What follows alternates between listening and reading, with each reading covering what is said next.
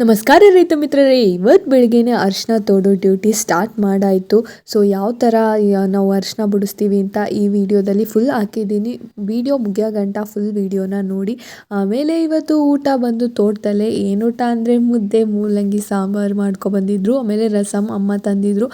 ನಾವು ಬೆಳಿಗ್ಗೆನೆ ತೋಟಕ್ಕೆ ಹೋಗಿದ್ದೆವು. ಸೊ ಅಲ್ಲೇ ತೋಟಕ್ಕೆ ಹೋದರೆ ತೋಟದಲ್ಲೇ ಊಟ. ಅಡಿಕೆ ಪಟ್ಟೆಯಲ್ಲಿ ಊಟ ಮಾಡೋಷ್ಟು ನನಗೆ ಎಂಜಾಯ್ಮೆಂಟ್ ಯಾವುದ್ರಲ್ಲೂ ಸಿಗಲ್ಲ. ಅಷ್ಟು ಖುಷಿ ನನಗೆ.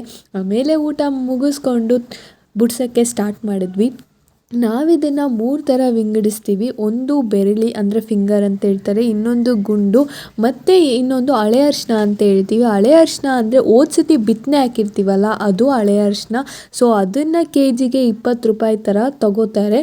ಇನ್ನೂ ಬಂದ್ಬಿಟ್ಟು ಇವಾಗ ಅರಿಶಿನದ ಮಾರ್ಕೆಟು ಕ್ವಿಂಟಾಲ್ಗೆ 15,000 ಆ ಥರ ನಡೀತಾ ಇದೆಯಂತೆ, ಇನ್ನೂ ಗೊತ್ತಿಲ್ಲ. ಸೊ ನಾವು ಈ ಅರಿಶಿನ ಪಾಲಿಷ್ ಮಾಡಿ ಎಲ್ಲ ರೆಡಿ ಮಾಡೋಕ್ಕೆ ಹೆಂಗಿದ್ರು 1.5 ತಿಂಗಳು ಬೇಕು. ಇದನ್ನು ಬೇಯಿಸಿ, ಇದನ್ನು ಪಾಲಿಷ್ ಮಾಡಿ, ಒಣಗಿಸಿ ಎಲ್ಲ ಮಾಡೋಕ್ಕೆ. ನಾವು ಮೂಟೆ ಲೆಕ್ಕ ಕೊಟ್ಟಿರೋದು. ಒಂದು ಮೂಟೆ ಬಿಡ್ಸೋಕ್ಕೆ ಗಂಡಾಳು, ಒಂದು ಮೂಟೆ ತೋಡೋಕ್ಕೆ 120 ರೂಪಾಯಿ. ಅದನ್ನು ಹೆಣ್ಣಾಳು ಬಿಡ್ಸೋಕ್ಕೆ 120 ರೂಪಾಯಿ. ಗಂಡಾಳು ಹೆಣ್ಣಾಳು ಎರಡೂ ಸೇರಿಸಿ ಒಂದು ಮೂಟೆಗೆ 240 ರೂಪಾಯಿ ಬೀಳ್ತಿದೆ.